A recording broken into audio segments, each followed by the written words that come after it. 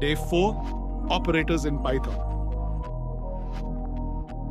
Want Python to do calculations like a calculator?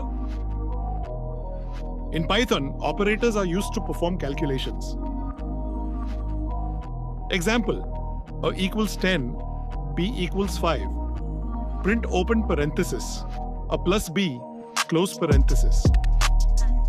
This adds two numbers and displays the result.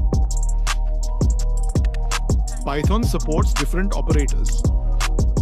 Example: print open parenthesis, a minus B, close parenthesis.